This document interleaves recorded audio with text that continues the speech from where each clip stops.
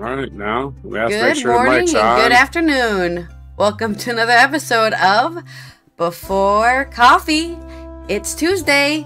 I don't know if there's any good news on Tuesday, but I think there's some good news and some neutral news.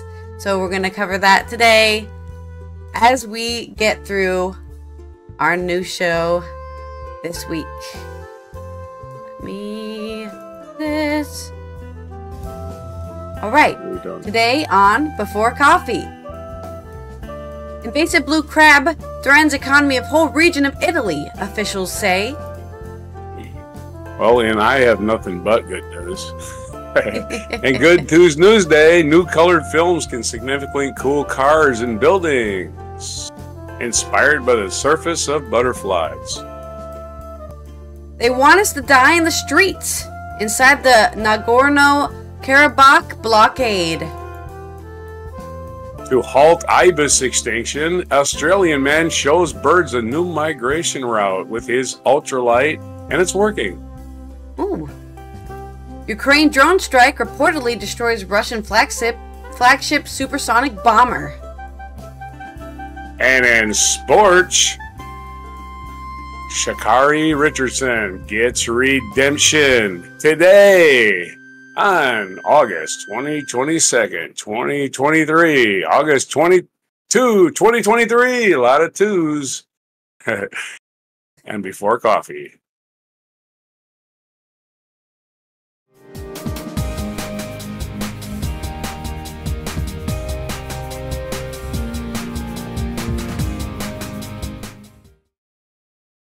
Technicality for No, weed. I do not remember the girl from the Olympics that failed the Tokyo drug Olympics. test. What a random Well, we're question. gonna refresh your memory. Okay. That's our third story anyway. All right. All right. Let's go ahead and start with my first story, which is about blue crabs. Now, blue crabs are a crab that's native to one of the places I grew up, Maryland, the East Coast, Chesapeake Bay area, but it seems like they have entered Italy and started destroying shellfish pot production in Po Delta. This is from Lorenzo Tondo in Palermo. Italian fishing communities in the north of the country are fighting an invasion of predatory blue crabs, which risk jeopardizing the economy of whole regions, authorities have said. The crab, originally from the coast of North and South America, has spread across several lagoon-like locations in Italy over the past year, preying on local shellfish and posing a threat to the country's role as one of the world's leading clam producers. We need people in Rome to understand that this disaster is putting at risk the lives of thousands of families and businesses, said the governor of Emilia-Romagna, Stefano Bonaccini, after a summit on Monday. This invasion risks destroying an economy which not only provides a livelihood for a community, but which is an Italian and European excellence, together with other identity products of this region like Parmesan or Parmigiano. Oh no! The threat to the cheese is also the threat to the crabs, or the shellfish, I guess. Fishing communities in the affected regions have been advised to capture as many blue crabs as they can in an attempt to control their population. In the Po River Delta, however, such efforts have proven largely ineffective. Wow. There's a picture here of a fisherman tipping out a bucket of blue crabs harvested from a lagoon south of Venice. About 326 tons of the aggressive invasive species have been caught in Veneto this year, including 84 tons in the Scardavori and 29 tons in Pila just in August. According to the Fishers Association, Tuesday. Huh? Or as they call it in Maryland, Tuesday. Yeah, right. Well, they seem to be quite an aggressive species. I had no idea. I guess. According to the Fishers Association, Veda Grispeka Cooperative, the crab have also already caused economic damage, put about 100 million euros in Italy as a whole, and has devoured up to 90% of the young clams in the Po Delta, causing severe damage to future production. The governor of Veneto, Luca Zaia, showed reporters 2 live blue crabs during a press conference last week, claiming they are breaking everything and causing disasters. The blue crab is a highly important food source for its natural predators such as rays and sharks in the natural habitat. But in the north of Italy, it has no predators and is reported producing without limits and destroying the local fauna. The farming lobby Coldredretti describes the crab's presence as a natural calamity which threatened the survival of 3,000 family farms in the Po Delta and calls for governmental support. Rome has allocated $2.9 million for fishing cooperatives to control the crab's population, but the government is also pursuing a parallel strategy, encouraging Italians to introduce the crabs into their menus. Delicious. Fishers have started to sell them at €8 a kilo to private individuals or supermarkets. Italy's Prime Minister, Giorgia Meloni, posted a photo of herself and her brother-in-law, the Agricultural Minister Francesco Lollobrigida, eating blue crabs at the summer holiday farmhouse in Puglia at the weekend. In a separate video, Lollobrigida is holding a blue crab next to a boiling pot, while explaining the importance of cooking it to fight the invasion, and also to wear very thick gloves because you could lose a finger. Not everyone, however, agrees with the strategy. In a statement released on Monday, Jean-Michel Pacianviti, the president of the SIA Agricoltura Italiani Veneto, said, "Fighting such a widespread emergency that is causing thousands of fishermen to struggle with a cookbook is wrong. We need a serious program to control the blue crab in our water. It is a mere illusion to hope to eradicate the species in the short to medium term." According to experts, the blue crab has made its way to Italy as a result of shipping and international trade, after being inadvertently loaded onto large cargo vessels when they collect ballast water, which they use to ensure their stability. This water, which is often not filtered before being discharged in the Mediterranean, has allowed crabs to invade the new areas. So, nobody decided to get their pet blue crab and take it to Italy. That's not what happened. It's just typical global trade. Hey, this water can possibly have eggs in it. I got good news for these guys. If they give plane tickets to a lot of these crabbers out here in Maryland, they'll go out there and take care of that problem for you. Right? I mean, Italy does have restrictions. Italy does have a dying population, so they could use some young crabbers basically to move into Italy. Well, they're not going to live there. They're just going to live there long enough to wipe out the seasonally they can live there. Well, yeah, once the blue crabs are out of season here, they can go out there and wipe them out, you know, because they don't want them, right? Well, they'll take all your blue crabs off your hands. Here, it's like, you know, there's restrictions. You're going to take them this big, and if they're female with eggs, you got to throw them back, you know. Yeah. Not the same in Italy, apparently. So you can just grab them all, just keep them all. Hey, we got everything. Let's go get rich. Put them in the trunk, yeah. The baseball team here is called the Blue Crabs, you know. Yeah. So they're not exactly like, oh no, not blue crabs. All right, my story, I suppose. So yes, the good news is that they can actually convert their seafood industry from clam to crab, but it probably won't sustain either because they'll probably wipe those out. So, probably, yeah. That's the only problem. It's an invasive species to them. Here it's just another thing in the ocean. Not a big clam industry here, though. But oysters, a lot of oysters. Apparently they don't wipe out oyster beds. Okay, in the Good Tuesday News Day, I can stop babbling here. Babbling about seafood, you're making me hungry. Oh, yeah. Well, you started it. All right, so this is from Good News Network. No byline. New colored films can significantly cool cars and buildings inspired by the surface of butterflies. New nanofilms could significantly reduce the energy need for cooling buildings and vehicles. Just like white clothing feels cooler than other colors due to the reflecting the sun instead of absorbing it, other colors like blue or black heat up when they absorb light. But new colored cooling films inspired by the nanostructures in butterfly wings can eliminate much of the heating effect, while still adding vibrant color. The new films, which don't absorb any light, could be used on the outside of buildings, vehicles, and equipment to reduce the energy need for cooling. In buildings, large amounts of energy are used for cooling and ventilation, and running the air conditioners in electric cars can reduce the driving range by more than half, said research team leader Guaoping Wang from Shenzhen University in China. I like how they phonetically put things for me there so I can read them. Our cooling films could help advance energy sustainability and carbon neutrality, he said.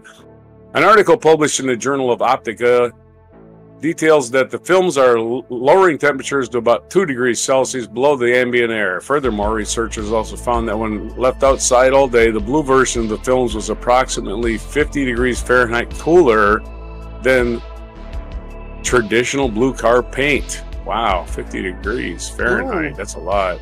If films are used on buildings, this would represent a huge energy savings by lowering air conditioning use. With our new films, excellent cooling performance can be achieved no matter the desired color, saturation, or brightness, said Wang. They could even be used on textiles to create clothes of any color that are comfortable in hot temperatures. Enter the Morpho Butterfly. A car with blue paint appears blue because it absorbs light that heats up the car. Morpho butterflies, however, produce their highly saturated blue color based on the nanostructure of their wings. The design of the cooling nanofilm mimics these structures to produce vibrant colors that absorb light like traditional paint. To create their Morpho-inspired nanofilms, the researchers placed a disordered material, rough frosted glass, under a multi-layered material made of titanium dioxide and aluminum dioxide. They all placed the structure on a silver layer that reflects all light, thus preventing the absorption of solar radiation and heating associated with that absorption.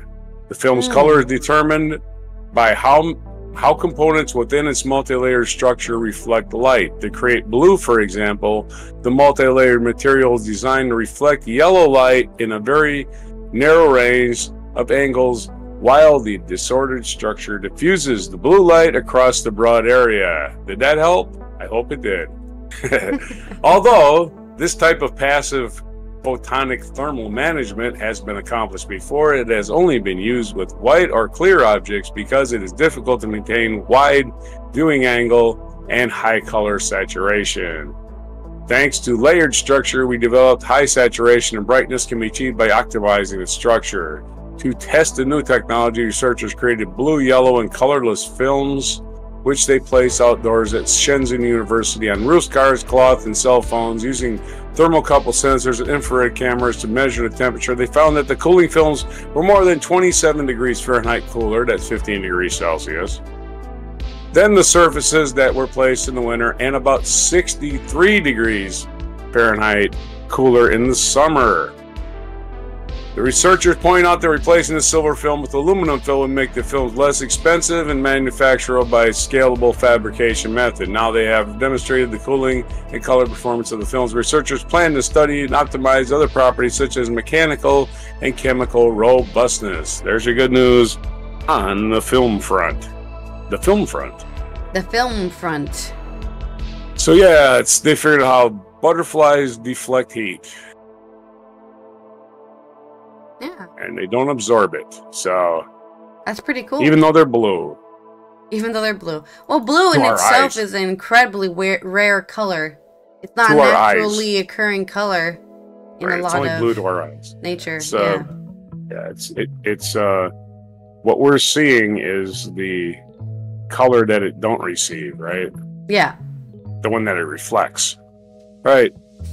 That's how our eyes work. Anyways, right. That's the theory. Right. That's how our eyes work. We see the reflection of color, not the actual color that something is. So if something's green, we're actually seeing the opposite color. What's reflected. Because if the green absorbs enough light. Well, anyway, let's not get too technical. Let's not make our brain explode here before coffee. Let's not Neil deGrasse Tyson this too much here. All right, go ahead. All right. News from the border of Armenia and Azerbaijan. This is from Luke Harding. For every meal, Hovig Asmarian eats potatoes. We fry them, and then we boil them, he said. It's a healthy lifestyle for me and my family. We consume vegetables, walk on foot, and get around by bike. But it's by force. In his home city of Stepanakert, a barter system has sprung up. We have a fruit tree in the garden. I give fruit to my neighbors. They pass us carrots. Asmarian lives in Nagorno-Karabakh, an Armenian enclave in the territory of Azerbaijan in the South Caucasus. It is home to about 120,000 ethnic Armenians.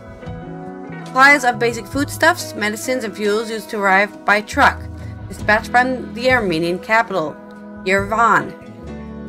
A bumpy 5-hour journey along the mountainous and scenic Lachin corridor.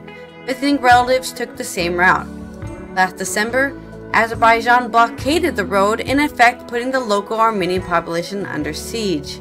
Red Cross vehicles were let through, and sick patients allowed out. But in April, Baku erected a new checkpoint, and on 14th of June, its guards blocked the road entirely after skirmishing with their Armenian counterparts on the Sha'Carri Bridge, which spans the international border. As a result, Nagorno-Karabakh has now experienced acute shortages. There is little food. Also lacking in any essential medicines, hygiene products, and baby formula, according to the International Committee for the Red Cross. Supermarkets are empty. Public bus services have stopped because of lack of fuel. The city's rush hour no longer exists. Many districts are without water and electricity. Residents say Baku's plan is clear: to starve them into submission so that if and when the road reopens, they leave. It is, they say, a slow-motion genocide, with hunger used as a classic weapon. Azerbaijan denies there's any blockade and says it was forced to act after environmental violations. Its lawyers dismiss Armenia's claim as unsubstantiated and inaccurate. The crisis, however, is real, and it's getting worse. As Marian said, he closed down his restaurant in February after he ran out of flour and other products. He has an orchard in a village with 3,000 trees, but with no petrol available, he's unable to collect the fruit, with the harvest left to rot. This has gone on for 245 days. They are trying to make the situation worse and worse. We are not giving up, he said. Featured is a bridge and checkpoint on the road into Nagorno-Karabakh region that supposedly doesn't exist. This checkpoint that they have pictures of, according to Azerbaijan, does not exist and is not there. As Marian took the Guardian on an afternoon video tour of Stepanakert, the capital of what Armenians call the Republic of Artsakh. The Z-Mart supermarket was locked up, its shelves empty. The market and nostalgia shop were shut too. One store was open, but its cabinets are out of stock, with nothing to buy apart from a toy car. They will not be satisfied until we die in the streets, he said. My mother and sister have lost weight, said Lilith Sha'Carri, an Armenian journalist based in Yerevan, whose family lives in Stepanakert. They are eating cucumber with bread for breakfast. My father stored some food before the road was closed. It isn't going to last forever. There's a big question on how people will survive after the summer. The mood is depressed. They are expecting something bad and hoping for the best. Azerbaijan, as a one-party state headed by President Ilham Aliyev, has offered to supply the breakaway region via a crossing at the nearby Azerbaijani city of Agdam. Sha'Carri described this as a PR move and a plot to integrate Nagorno-Karabakh. Local people built barricades across the road. They don't want to take food from Azerbaijan. They fear it will be poisoned, she said. The distrust on both sides is deep-rooted. After the collapse of the Russian Empire in 1917, Armenia and Azerbaijan both claimed Karabakh. It broke away from Azerbaijan in a war in the early 1990s. In 2020, Azerbaijan retook the territory around the enclave after a second war that ended in a Russian-brokered ceasefire. Armenia's Prime Minister Nikol Pashinyan renounced claims on the Armenians of Karabakh seceding from the Azerbaijan, but says their rights must be protected. After his empathetic military victory, Aliyev is in no mood to compromise and believes he is on a roll. Thomas DeWall, a senior fellow at the Carnegie Europe think tank, argued this week. DeWall said, Aliyev has used both diplomacy and coercion to try to complete his agenda vis-a-vis the Armenians. Already self-confident, and non-aligned power that deals with both Russia and the West, he feels boosted by Russia's war in Ukraine. Under the 2020 ceasefire agreement, Russia is supposed to ensure road transport between Armenia and Karabakh remains open, with its peacekeepers stationed at the border. Moscow's failure to do so is a sign of weakness. Elisa de Carbonell, Deputy Director of the International Crisis Group Europe and Central Asia Program, said. She added, Russia is distracted. This may be one of the reasons why the second war happened in the first place. The UK and the US and other Russian countries say they're deeply concerned by the worsening situation in Karabakh. They have urged Azerbaijan to reopen the Lakan corridor and to allow through humanitarian aid. The US Secretary of State Antony Blinken is trying to mediate between Baku and Yerevan. So is the European Council President Charles Michel, who last month held the latest round of peace talks in Brussels between Aliyev and Pashinyan. Russia has its own separate mediation tactic.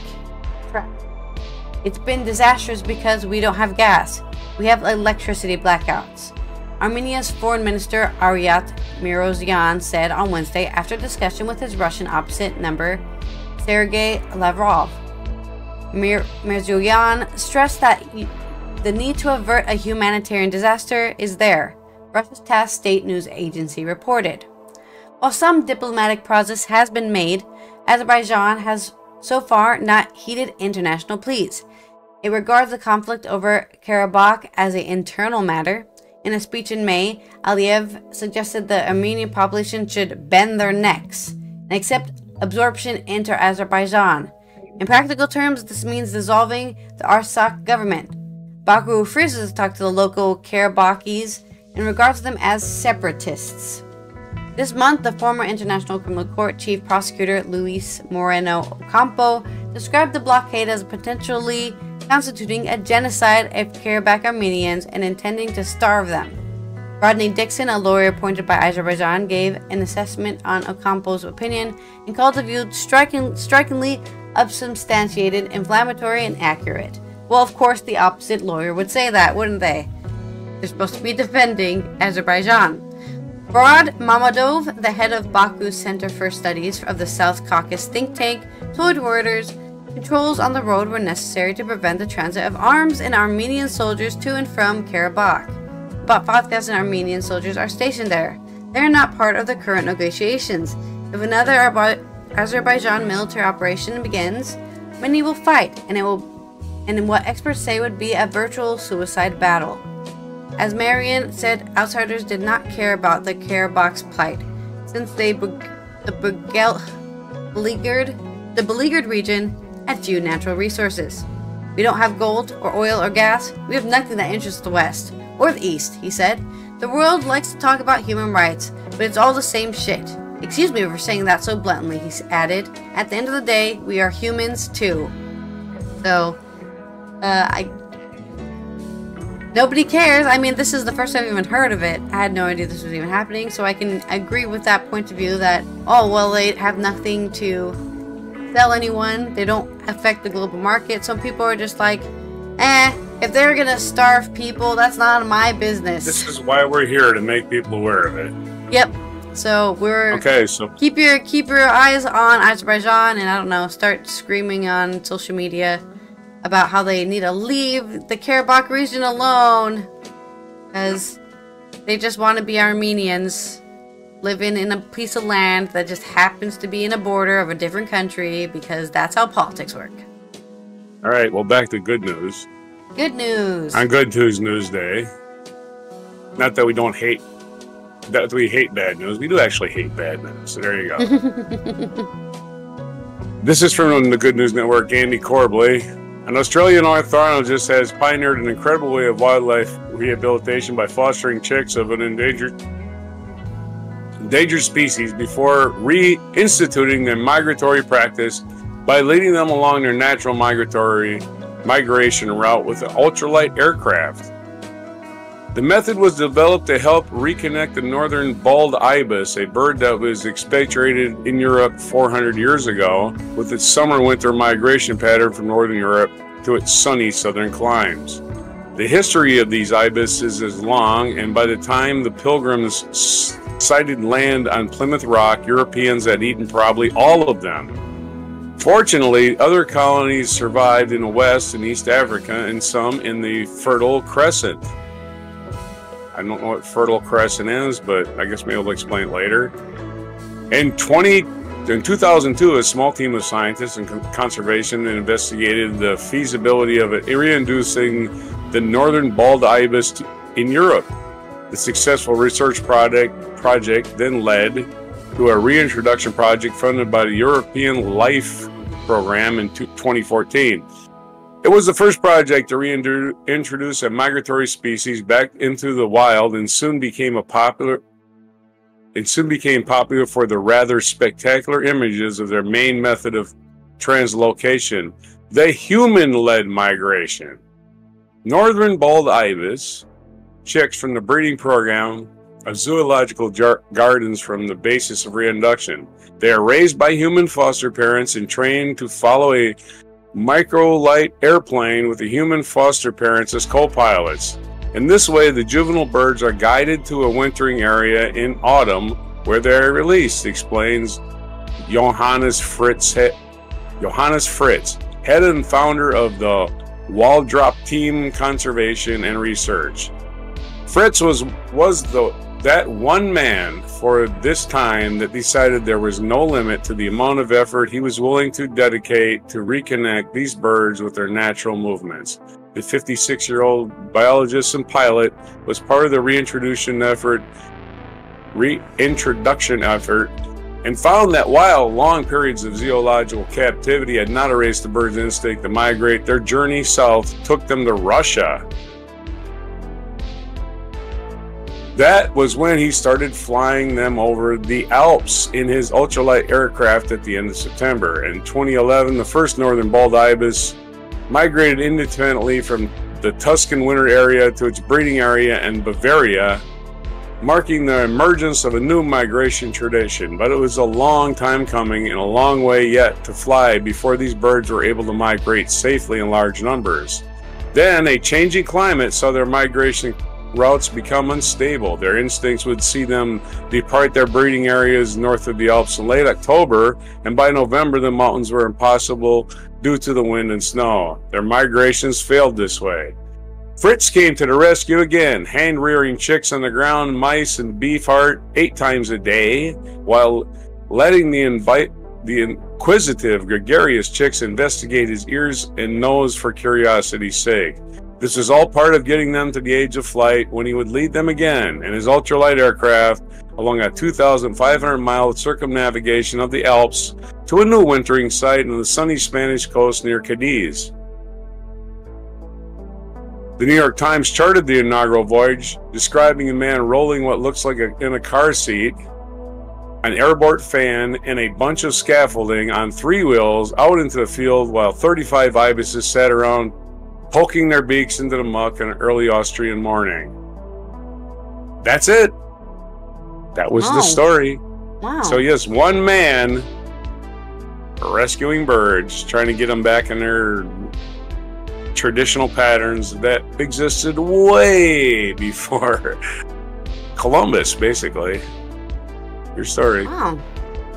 Yeah. Well, good luck with that, because that sounds like it's working. It's gonna be, yeah, it's working. Yeah, we'll see. We'll see in 10 years, I guess, right? If it sticks, without somebody telling him to do it, right? Hopefully, he has a trainee in case he crashes. You know, he's the only person doing this, right? Yeah, that's true. Dangerous job. Holy crap! Ultralights. You're just like finding a big old fan going, wee. You know. Wee. Boy, I hope nothing bad happens. Yeah. Hopefully, maybe his bird friends will hold him up when he starts to falter. You know? Well, speaking of flying through the sky, Ukrainian drone strikes a Russian supersonic bomber. This is from Helen Sullivan and Reuters. Ukraine has destroyed a supersonic Russian jet in a drone strike, according to reports from the BBC and Ukrainian media. The reports were based on images posted on social media, which appear to show long-range bomber, the Tupolev Tu-22, on fire. The images were analyzed by the BBC but have not been independently verified by The Guardian. The burning plane appeared to be located south of St. Petersburg, the BBC reported, using visual clues and historical satellite images of the airbase. Russia's defense ministry said on Saturday that a Ukrainian drone had targeted a military airfield in Russia's Novgorod region, causing a fire and damaging one warplane. Ukraine had not acknowledged the strike and rarely comments on attacks on Russian territory. The Russian ministry said nobody was hurt in the attack and that fire was quickly extinguished. The Novgorod region lies northwest of Moscow, hundreds of kilometers from Russia's border with Ukraine. As a result of a terrorist attack on the territory of the airfield, a fire broke out in the parking lot of an aircraft, which was quickly eliminated by firefighters. One aircraft was damaged, the ministry said in a statement. According to the BBC, the jet was situated at the location of the attack and had been used extensively to launch missiles on Ukraine during the war. Well, images posted on the social media platform Telegram show a large fire engulfing the jet with a distinctive nose cone of the Tu-22, the BBC reported. The new Voice of Ukraine reported that Ukrainian drones had damaged 5 planes in recent days. Citing Ukrainian intelligence known as the GUR, it reported that the Tu-22 M3 was destroyed on August 19th and that the 2 other aircrafts were damaged. 2 days later, on the 21st of August, 2 bomber planes in Kaluga were damaged as a result of an attack by drones controlled by the GUR saboteurs. In January this year, the UK Ministry of Defense said an AS-4 Kitchen large anti-ship missile launched from Russia Tu-22 M3 backfire medium bomber is highly likely to struck a block of flats in Dnipro city, which resulted in the death of at least 40 people. Okay, so that was a lot of technobabble there. Basically, the UK Ministry of Defense reported that a Russian bomber, which is called the Tu-22 M3, was the one that was likely resulted in a bombing that killed 40 people. So it makes sense that Ukrainian intelligence or saboteurs or terrorists or whatever would be targeting that same ship so that they could stop Russians from bombing, you know, flats, which aren't military targets. Right. Drone airstrikes deep inside Russia have increased in recent months. On Saturday, Russia's defense ministry said air defense forces had shot down a Ukrainian-launched missile over the Crimean Peninsula, which Russia annexed from Ukraine in 2014. Yes. At least 2 people were injured on Monday when parts of a Ukrainian drone destroyed by Russian air defenses fell on a house in Moscow, the regional governor said. Arrivals and departures from Moscow's 4 main airports were restricted, disrupting 45 passenger planes and 2 cargo planes, Russian Aviation Authority Rosa Vyastya said. The governor of Kaluga region, south of Moscow, said a drone attack had also been repelled there. So, even though Ukraine can't really get... I don't think they're ever, maybe not even planning on invading Russia. I think their idea is to push Russians completely out of Ukraine and Crimea. I don't think they have any plans of actually putting boots on the ground in Russian territory. They're invading the territory aerially with drones just to like do some behind the front lines kind of maneuvers. Once you're invaded, you go into a tactic that's called a guerrilla war. Yeah. You're not going to acquire territory. You're just going to harass until they get tired of being there, and their morale or you destroy all their bomber planes, and they can't drop missiles on your buildings anymore. Yeah.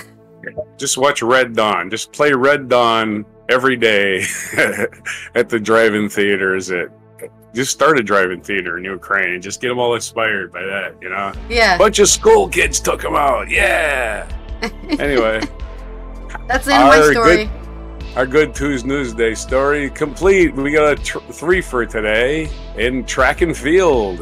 And if you don't remember this story, I'll forgive you. It was during the Japanese Olympics, the Tokyo Olympics, which had to be postponed for the pandemic because they took place in 2021 instead of 20. This is Budapest, Hungary from Eddie Pells of the AP, Associated Press. Track and fame can be brutal games. Nobody felt that more over the past 2 years than American sprinter Sha'Carri Richardson. If you remember, on a sultry Monday night, half a world away from where her problems began, the 23-year-old earned a gold medal at the World Championships in the biggest 100-meter race this side of the Olympics. Her victory in 10.65 seconds over Jamaican Sha'Carri Richardson and 5-time world champion Shelly Ann Fraser-Pryce capped a comeback 2 years in the making and made good on the mantra she's been reciting all year and repeating yet again after her latest victory. I'm not back, I'm better. 2 summers ago, after Olympic trials in Eugene, Oregon, Richardson rode the Tokyo Games was roadblocked by a positive test for marijuana. Her name turned into a litmus test in a wide-ranging debate about race, fairness, and often impenetrable anti-doping rulebook, and ultimately about the sometimes razor-thin line between right and wrong. Richardson says he soaked it in, surrounded herself with supporters, and tried to drown out the rest. I would say never give up, she said when asked what the message his victory sent. Never allow media, never allow outsiders, never allow anything but yourself and your faith. Define who you are. I would say always fight, no matter what. Fight. Well, don't always fight. Like, don't fight just because you're in line at the gas station or something. Damn, people taking too long. I want to fight. Okay, for this victory, in a field featuring 4 of the 8 fastest sprinter in history, she fought. Well, she didn't literally fight. Okay. That would have ruined the race completely. What the hell? There's a fight going on. She fought when the vagaries of the track rulebook placed her in the so-called semi-final of death, paired against Jackson and Marie Jose Palu, who came in ranked 5th and 8th all-time in a race where only the top 2 finishers were guaranteed spots in the final. So she had to win. So she had to come in the top 2 in the preliminaries, right, against world-class field. It's a really tough field. I mean, margins are razor thin as far as it's only 100 meters. In the semifinal, Richardson got off to a wretched start and had to rally from 7th to finish 3rd. In 10.84, her time was the fastest among all non-qualifiers, so she made it to the final. So she was the last person. She was given the least preferred lane assignment, which is outside, lane 9, and she still won against world-class field. Yeah. Must have been the weed.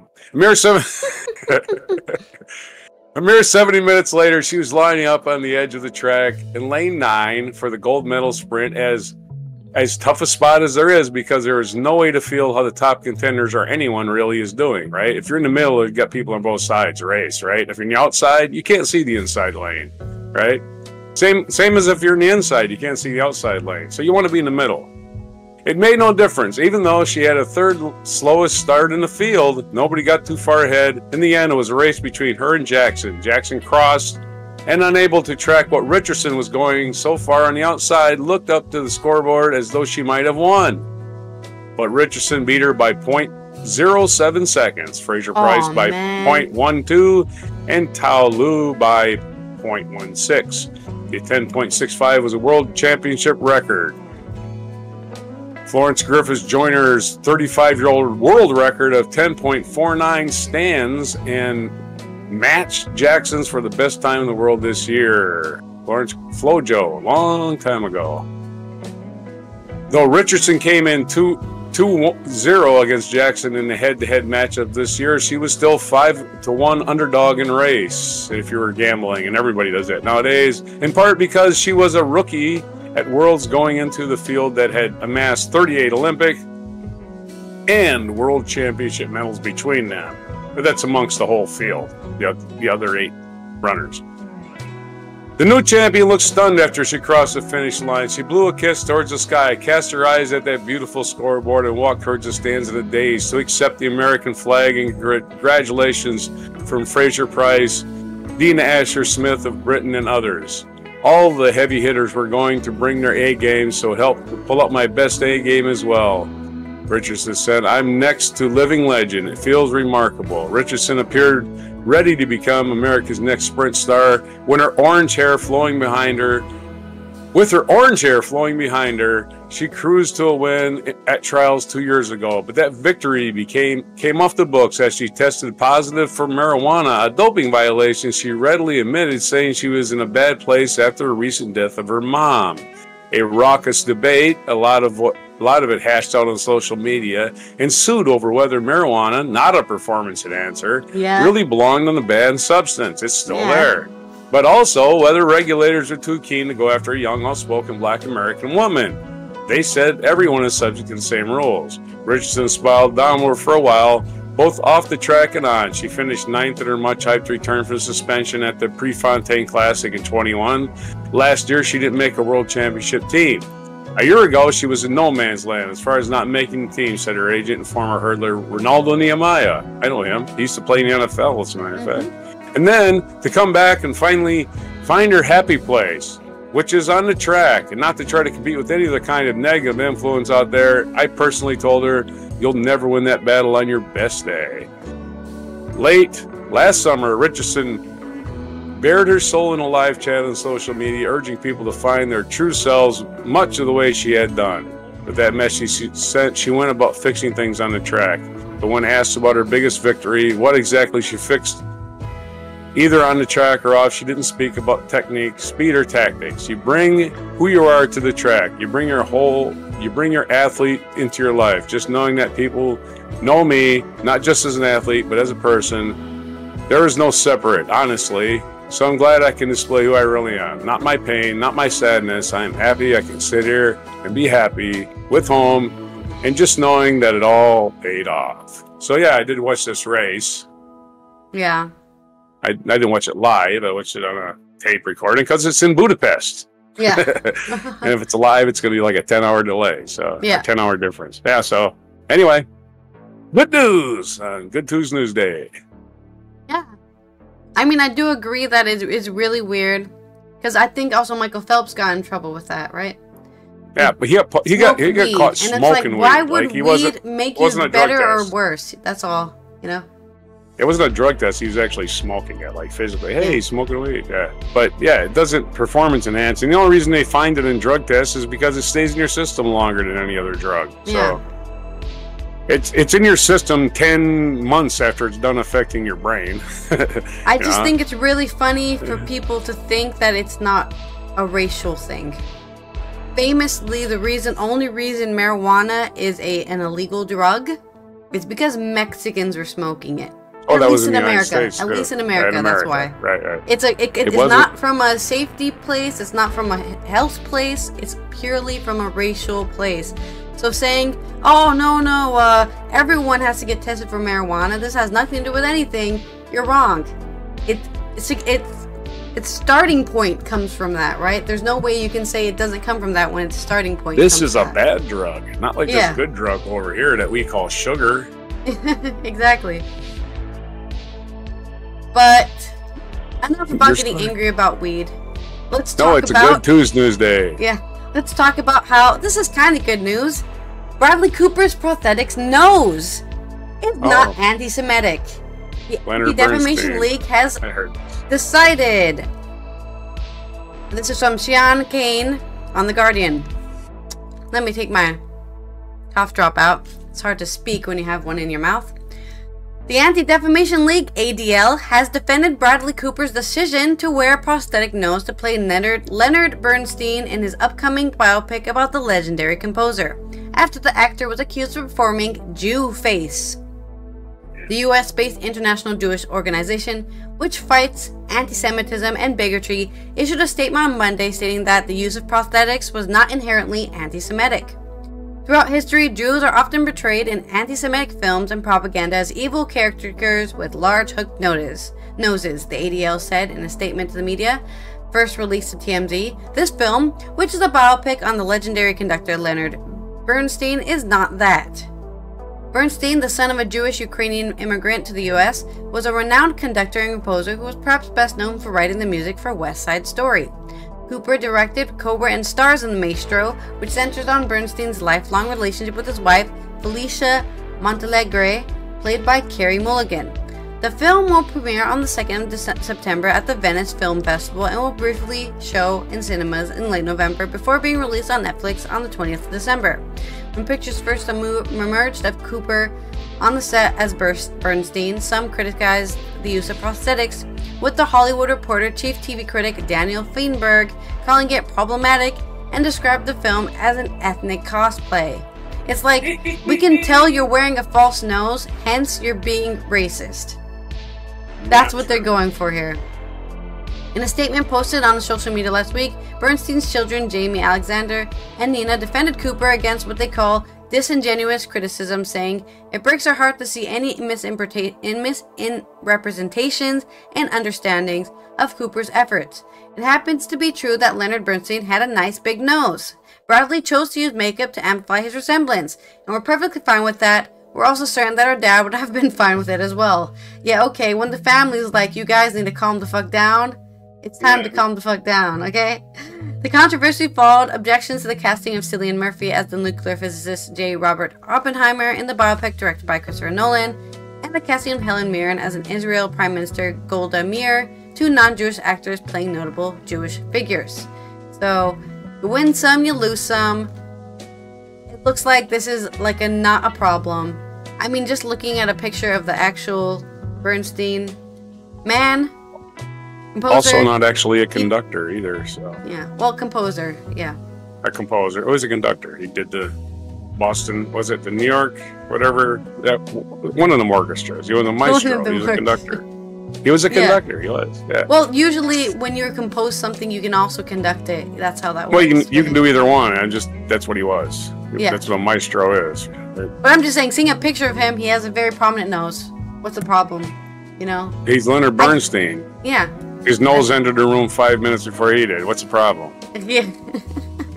Okay, that's my story. On to this day in history. Just a short. It's positive news. Hey, you know what they say about men with big noses? Anti-Semitic. Everyone agrees, except for a couple of people who wanted to make it a problem. Yeah. Well, you're actually trumpeting anti-Semitism by telling people it's anti-Semitic to have a big nose, and I'm like wow. Aren't you making? Yeah. I mean, your nose is big. I mean, you got a big nose. It's like when people say that's pedophilia when, like, a child does something that isn't pedophilic, and you're like, no, you're the pedophile because you're thinking the child is doing something sexual. You're the weird one here, not the child or anyone else. Yeah. We could cover the guy. You ever hear of Prager University? It's not really a college. Yeah. It's bullshit. It's just bullshit. Instead of this guy named Dennis Prager. You heard of this guy? Okay. Yeah. He said the other day, it's not weird. Okay, this guy's in really trouble because Florida has allowed his stupid university to be taught, as a real source of it's accredited college. Yeah. He said in an interview, and he refuses to backtrack, that it's okay for men to masturbate to child pornography as long as it's a cartoon. He thinks that's just fine. And then everybody's like, yeah, dude, you need to drop that. And he keeps defending it. He says, what's wrong with that statement? They're not really anything doing to children. I said, the thing that's wrong is in your head, dude. That's what's wrong. The part inside your head, not what's going on the screen. Not that that's real children or not. It's that he turns you on. That's what's wrong. And you don't get it. You don't get it. And he's like, oh, what are you talking about? Yeah, dude, okay. I don't even know how you think that's good. I mean, how do you defend it? You can defend anything you want. Don't defend that. Okay. This day in history. We have, what do we got here? We got me talking too much. A lot of stuff happening. In 1642, the English Civil Wars between the Royalists and the Parliamentarians began when King Charles I formally raised the royal standard at Nottingham. So it was after he dissolved Parliament. A few years after that, the English Civil War started. Charles was kind of a dick. In 1851, the first America's Cup was won by the American yacht America, in a race around the Isle of Wight. In 1862, French composer Claude Debussy, a seminal force in the music of the 20th century, was born in Saint-Germain-en-Laye. Okay, in 1865, William Shepard receives the first U.S. patent for liquid soap. Liquid soap was invented in 1865. In 1893, American short story writer and poet Dorothy Parker, who was especially known for her wit, was born. In 1904, Chinese Communist leader Deng Xiaoping who abandoned many orthodox communist doctrines and attempted to indoctrinate elements of free enterprise into the Chinese economy, was born on this day. So it's his birthday too. Ooh. And 1973, U.S. President Richard M. Nixon named Henry Kissinger Secretary of State, and Henry Kissinger was a butcher. In 1978, well, he's still alive, old Henry. He gets to keep living after all the death he caused. Rebel Sandinistas in 1978 occupied the National Palace in Managua, Nicaragua, holding more than 1,000 hostages for 2 days in opposition to the government of Anastasio Somoza Debayle. Somoza was what he's known as. In 1989, in a game against the Oakland Raiders, Nolan Ryan of the Texas Rangers struck out Ricky Henderson, becoming the first major league pitcher to register 5,000 strikeouts. He ended his career with record-setting 5,714. Nolan Ryan, famously the first guy to be measured throwing at 100 miles per hour. 2004, The Scream, a painting by Edvard Munch, was stolen from the Munich Museum in Oslo, Norway. It was recovered 2 years later. And unlike the Mona Lisa, it was famous before it was stolen. And this day in history featured event in 1485. The Wars of the Roses ended. Henry Tudor, the future Henry VII, defeated Yorkish King Richard III in the Battle of Rosewood Field on this day in 1485, effectively ending the War of the Roses and establishing the Tudor dynasty on the English throne. Who were the Tudors? Think of Henry VIII. Think of Queen Elizabeth I. Those were the Tudors. Okay.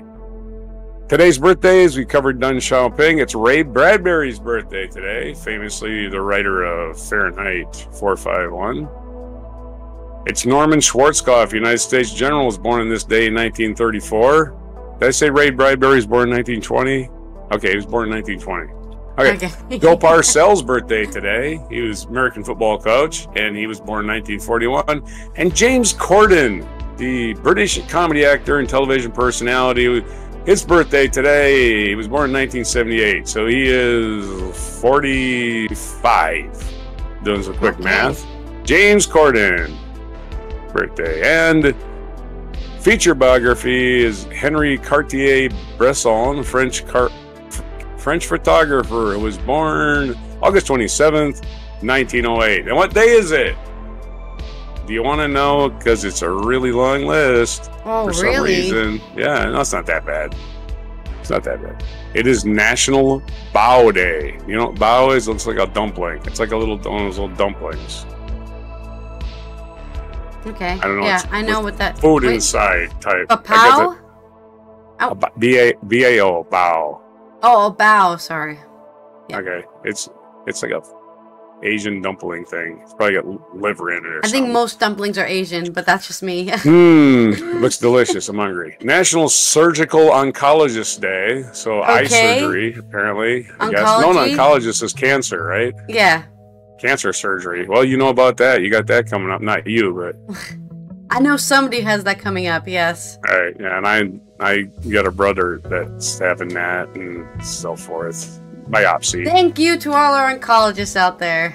It's National Tooth Fairy Day. Your sister's going to the dentist today. I know that. She's supposed to be getting a wisdom tooth out. Well, not today, but I don't think she's getting done today. But well, she's going to the dentist on National Tooth Fairy today, and it's Never Been Better Day. And it shows a bunch of dogs, so I have to click on that because I don't know what that means. Oh, if you've waited for a never been better day to enjoy the unconditional love of your canine companion, August 22nd is the day. Just like ever joyful pets, the day casts away the worries and spreads enthusiasm for life. So what better day than that? Never been better day.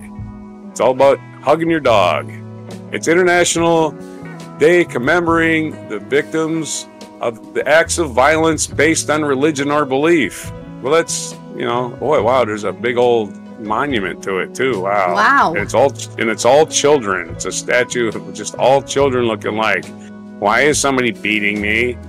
Oh, that's a depressing monument. Let's go have a picnic in front of that, Mom. National Pecan Tort Day.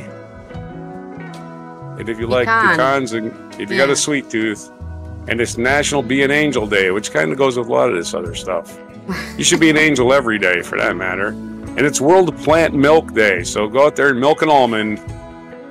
Or my favorite, oat milk. Oh yeah, milk your oatmeal. That's actually how you make oat milk. That's it. You just cook oatmeal and then you take what's left. Yeah. The stuff that's left. Yeah, I think oat milk is great, and it's the most, it's the least environmentally harming milk of all time. And if you leave oatmeal overnight, it hardens into a structure that was impenetrable by bullets. All right, well, this has been Allison here from the Netherlands. Excited to play the new expansion for Guild Wars 2 that's being released today. Don't worry, it's a video game thing. And we will be eating some pecan pie and thanking our oncologists out there for helping give people surgery and taking those tumors out and whatever else is caused by cancer. And we will see you tomorrow on Wednesday. And we'll see you Wednesday. This is Roger and Good Tuesday Day for the comprehensive comprehensive news of planet Earth on Before Coffee.